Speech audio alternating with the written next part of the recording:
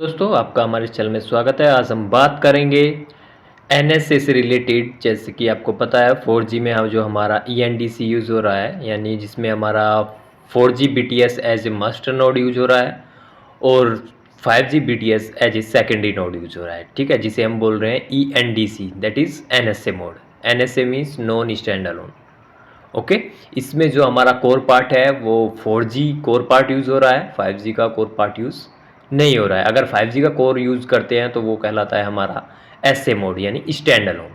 ठीक है, इसमें हम बात करेंगे ईएनडीसी कोल ड्रॉप्स के बारे में, उसके रीजंस क्या हो सकते हैं, कोल म्यूटिंग के रीजंस क्या हो सकते हैं और आपको क्या क्या चीज़ें चेक करनी चाहिए। ठीक है, मैं कुछ पॉइंट्स बताने वाला हूँ।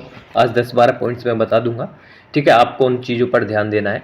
तो सबसे पहला, आपको पता है हमारा सबसे मेन जो प्रॉब्लम होती है कोल ड्रॉप की, वो कवरेज इशू। ठीक है,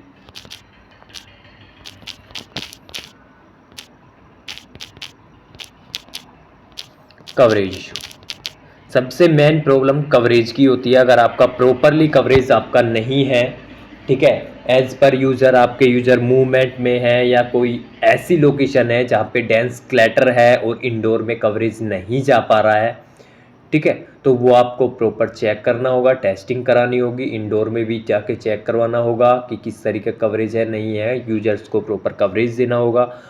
वरना मोस्टली क्या होता है, जो इंडोर में ज़्यादातर कोल्ड ड्रॉप्स होती हैं, जहाँ पे आपने देखा होगा काफ़ी छोटी छोटी गलियाँ होती है जिनमें कवरेज नहीं जा पाता है, उसकी वजह से आपकी कोल्ड ड्रॉप्स हो जाती है। उन्हीं में क्वालिटी का नेटवर्क क्वालिटी ख़राब हो जाती है। ठीक है, और वहाँ पर कवरेज देने के चक्कर में होता क्या है कि हम जो आसपास की काफ़ी साइट्स होती है उन सभी का जो नेटवर्क है उसी तरफ हम टर्न कर देते हैं, यानी सेक्टर्स जो उनकी लोब्स होती हैं उसी तरफ टर्न कर देते हैं। और वहाँ पर मल्टीपल सर्वर्स आने की वजह से क्या होता है, कवरेज ठीक हो जाएगा लेकिन उसकी क्वालिटी ख़राब हो जाएगी, वहाँ पे साइनार डिग्रेड हो जाएगा, CQI ख़राब हो जाएगी। ठीक है, उसकी वजह से भी आपका कॉल म्यूटिंग इशू होने लगता है और काफ़ी टाइम पे ड्रॉप भी हो जाता है पुअर साइनार की वजह से। ठीक है, कवरेज आपका ठीक है, मल्टीपल सर्वर आ रहे हैं लेकिन वहाँ पे कोई भी डोमिनेंट नहीं है। ठीक है, आप वहाँ पे ज़्यादा स्ट्रीट्स वाली गली में कवरेज इंप्रूव करने के लिए आपने क्या करा, आसपास की जितनी भी साइट्स है सभी का जो एंटीने का फेस है उसी तरफ मूव कर दिया। लेकिन होता क्या है, कवरेज इंप्रूव हुआ और वहाँ पे साइनार ख़राब हो जाता है मल्टीपल सर्वर की वजह से। ठीक है, तो वहाँ पे क्या होना चाहिए, ऐसा करना चाहिए एक ही डोमिनेंट सेल हो और उसका कवरेज अच्छा हो। ठीक है, सेकंड, आप देखते होंगे कि नेटवर्क अगर कंजेस्टेड है,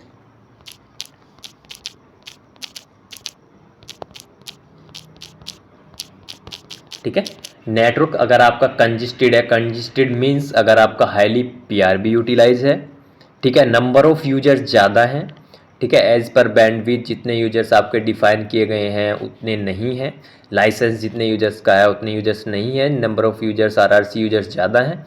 ठीक है, तो उस केस में भी क्या होता है, काफ़ी कॉस्ट ड्रॉप हो जाती है। ठीक है, तो आपको लाइसेंस लिमिट बढ़ानी होगी, यूजर्स लिमिट बढ़ानी होगी, या फिर क्या करना होगा, अपने यूजर्स को दूसरी साइट पर शेयर करना होगा। ठीक है, कंजेशन बहुत बड़ी प्रॉब्लम है आजकल, क्योंकि आपको पता ही है नंबर ऑफ़ यूजर्स कितने बढ़ रहे हैं, सभी मोबाइल यूज़ कर रहे हैं, छोटी एज से बड़ी एज तक सभी मोबाइल यूज़ कर रहे हैं, एंड्रॉयड मोबाइल यूज़ कर रहे हैं, डेटा का काफ़ी यूज़ हो रहा है। तो आपको उसी तरीके से अपने नेटवर्क की जो कैपेसिटी है उसको बढ़ाना होगा। Third, interference.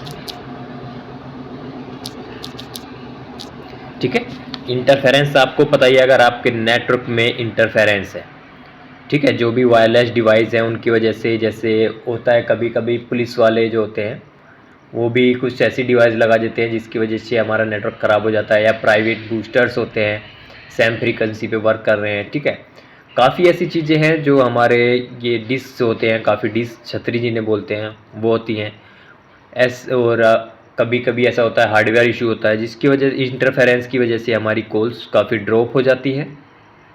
ठीक है, तो आपको इंटरफेरेंस अपने नेटवर्क से रिमूव करना है। ठीक है, इंटरफेरेंस आपको चेक करना है, RSSI क्या है आपकी, ठीक है, वो प्रॉपर चेक करना है और उसको रिमूव करना है। फोर्थ, आपको पता होगा PCI कॉन्फ्लिक्ट, ये सुना ही होगा। ठीक है, आपके नेटवर्क में पीसीआई कॉन्फ्लिक्ट नहीं करनी चाहिए। पीसीआई कॉन्फ्लिक्ट होने की वजह से भी काफ़ी ड्रॉप्स होते हैं। आपको proper with in that network उस एरिया में प्रॉपर सभी साइटों की पीसीआई चेक कर लेनी है। सेम पीसीआई आसपास ना हो, ठीक है। अगर सेम पीसीआई पड़ी है तो उसे मॉडिफाई करें, उस पीसीआई को चेंज करें। सेम पीसीआई नहीं होनी चाहिए। 4G में आपको पता है 0 to 503 यानी 504, टोटल 504 पीसीआई हैं, और हम 5G की बात करें तो 1008 पीसीआई हैं, ठीक है। तो आपको प्रॉपरली देख लेना है कि कोई भी पीसीआई कॉन्फ्लिक्ट ना कर रही हो आसपास, ठीक। डिवाइस कॉम्पिटेबल है या नहीं है,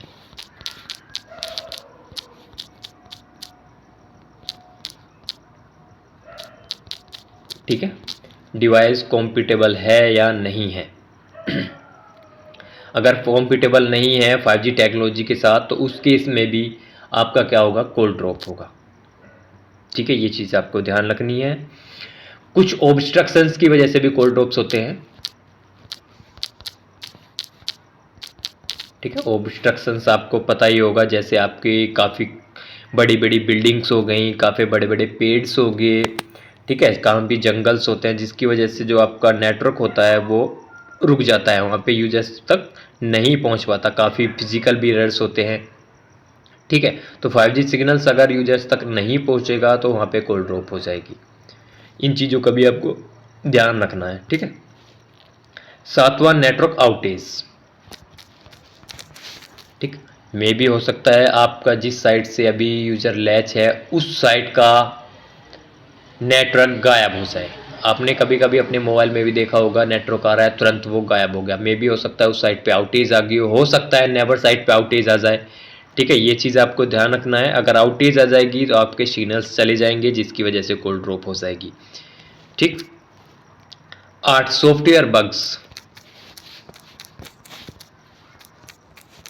ठीक है।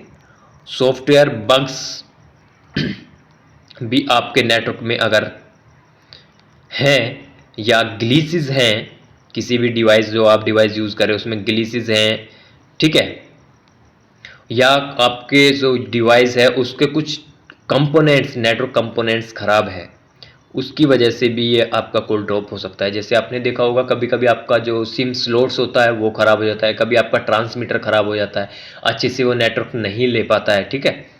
जिसकी वजह से आपके जो सिग्नल्स बार्स होते हैं वो अप डाउन करते रहते हैं, कभी एक आ रहा है कभी दो आ रहा है। उस तरीके से आपके सॉफ्टवेयर की वजह से भी और आपका हार्डवेयर की वजह से भी काफ़ी कॉल ड्रॉप्स हो जाते हैं, ठीक है। आपको अपने यूई को भी ठीक से प्रॉपरली चेक कराना होगा, टेस्ट कराना होगा, ठीक। नो, बैंडविड्थ लिमिटेशन,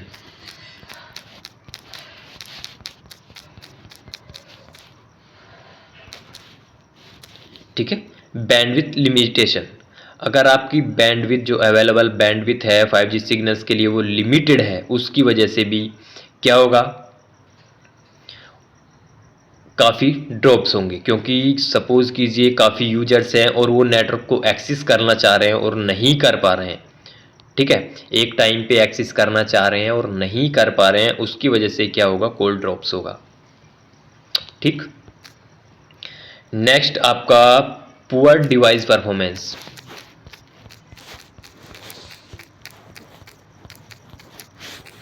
ठीक है।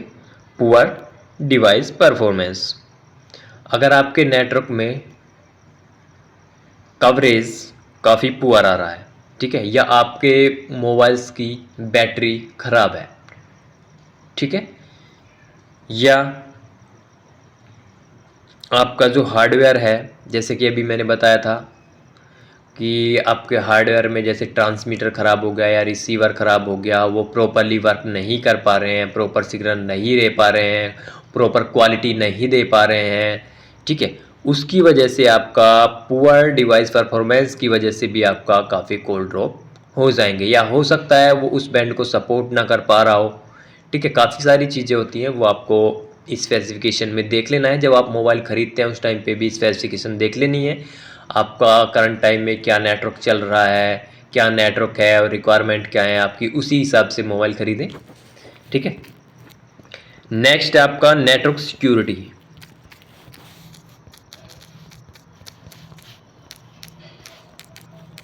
ठीक है। नेटवर्क सिक्योरिटी, नेटवर्क सिक्योरिटी होना काफ़ी ज़रूरी है, क्योंकि कभी कभी क्या होता है, हैकर्स आपके नेटवर्क को हैक कर लेते हैं या आपके हैंडसेट को हैक कर लेते हैं, जिसकी वजह से काफ़ी ड्रॉप्स होते हैं, या कोई अनऑथराइज्ड पर्सन जो भी है, अनऑथराइज्ड बंदा है, उसने हैक आपका एक्सेस कर लिया है हैंडसेट, ठीक है, उस केस में भी काफ़ी ड्रॉप्स आपको देखने को मिलेंगे, ठीक है। वो भी आपको प्रॉपरली चेक करा लेना। पावर सेविंग मोड, अगर आपका मोबाइल पावर सेविंग मोड पर है तो इस केस में भी काफ़ी कॉल ड्रॉप्स होते हैं, ठीक है। क्योंकि इस केस में क्या होता है कि पावर सेविंग मोड में सिग्नल्स को भी लिमिटेड सिग्नल्स आते हैं, ठीक है। ऐसा नहीं है सिग्नल स्ट्रेंथ प्रॉपर रहेगी, अगर पावर सेविंग मोड यूज़ कर रहे हैं तो उसमें सभी चीज़ों की बचत होती है, ठीक। यानी सभी चीज़ें, ट्रांसमीटर हो या रिसीवर हो या आपके माइक हो, इस कोई भी चीज़ हो या सॉफ्टवेयर हो, एप्लीकेशन हो, ये काफ़ी कम पावर लेते हैं, ठीक है। उसकी वजह से कवर सिग्नल्स की वजह से भी काफ़ी इश्यू आता है। लोकेशन, ठीक है, आप किसी ऐसी लोकेशन में हैं जहाँ पर आपका कवरेज पुअर है, या ऐसी लोकेशन में मूव कर रहे हैं जहाँ पे जैमर्स लग रहे हैं, ठीक है, तो इस चीज़ से भी काफ़ी इफेक्ट पड़ता है और वहाँ पे आपकी कॉल ड्रॉप हो जाती है। सपोज़ कीजिए आप किसी ऐसे नेटवर्क में हैं जहाँ पे प्रॉपर सिग्नल्स आ रहे हैं, ठीक है, और आपको नहीं पता है कि आगे जैमर्स लगे हुए हैं, तो आप क्या करें, मूव करते जा रहे हैं और आपके रास्ते में कहीं पे जैमर्स आते हैं तो वहाँ पे कॉल ड्रॉप हो जाता है, ठीक है। आपको नहीं पता चलता कि कॉल ड्रॉप क्यों हुआ है, तो वो भी आपको चेक कर लेना होगा कि हमें क्यों कॉल ड्रॉप हुआ है। अगर हम बात करें ऐसे मोड में, ठीक है, 5G ऐसे की बात करें, 5G ऐसे मीन्स होता है स्टैंड अलोन, जिसमें हमारा 5G का ही BTS यूज़ हो रहा है और 5G का ही कोर पार्ट यूज़ हो रहा है, ठीक है। इसमें अगर आपका कंजेशन इशू आ रहा है, उसकी वजह से आपका कॉल ड्रॉप्स होता है, तो इसमें दो पैरामीटर्स होते हैं, ठीक है। एक होता है DRB inactivity timer SA and SRB inactivity timer ऐसे, ठीक है। ये दो आपके पैरामीटर्स हैं, अगर आप इनकी वैल्यू को चेंज करते हैं, ठीक है, तो इस केस इनकी वैल्यू चेंज करने से होता क्या है, जितने भी आपके इनएक्टिव यूईज हैं वो रिलीज हो जाएंगे, ठीक है। इनएक्टिव यूई का कोई फ़ायदा नहीं है नेटवर्क से कनेक्ट रहने का, यानी वो कंजेस्टेड कर रहे हैं आपको नेटवर्क को, ठीक है, तो वो क्या होंगे, रिलीज हो जाएंगे इन दो पैरामीटर्स को अगर आप ट्यून करते हैं, ठीक है। और वो क्या करेंगे, कंजेशन करने की वजह से आपकी कॉल ड्रॉप्स में इंक्रीमेंट होने लगा। इसलिए इन दो पैरामीटर को जब आप ट्यून करते हैं तो आपका क्या होगा, जो इनएक्टिव यूईज हैं अभी नेटवर्क से कनेक्ट हैं लेकिन कोई बातचीत नहीं हो रही है। कभी कभी ऐसा होता है, हमने कॉल लगाई, सपोज़ कीजिए हमने कॉल लगाई, अब हम बात करते करते क्या हुआ, हमें नींद आ गई और हमारी कॉल अभी भी कनेक्ट है, ठीक है। उसमें ना ट्रांसमीटर यूज हो रहा है, नहीं जो दूसरा हमारा बंदा है बी साइड में, यानी हमें है, दूसरा बी साइड में है, तो दोनों में से कोई भी नहीं हो रहा, बोल रहा है, ठीक है, उसमें कुछ फ़ायदा नहीं है। तो जो इनएक्टिव यूईज हैं, जिनमें ट्रांसमीटर वर्क ही नहीं कर रहा है, कोई भी पैकेट्स फ्लो ही नहीं हो रहा है, ठीक है, उन यूईज को अगर हम डीएक्टिवेट कर देते हैं, ठीक, तो जो मेन यूई है, मेन यूजर्स हैं जो ठीक से बात कर पा रहे हैं, जो यूजेबल यूईज है, उनको कनेक्ट रहने देते हैं, उसकी वजह से हमारा कॉल ड्रॉप्स भी काफ़ी बढ़ जाता है, ठीक है। तो चलिए इस वीडियो में इतना ही, मिलते हैं फिर कभी नेक्स्ट वीडियो में, तब तक के लिए धन्यवाद।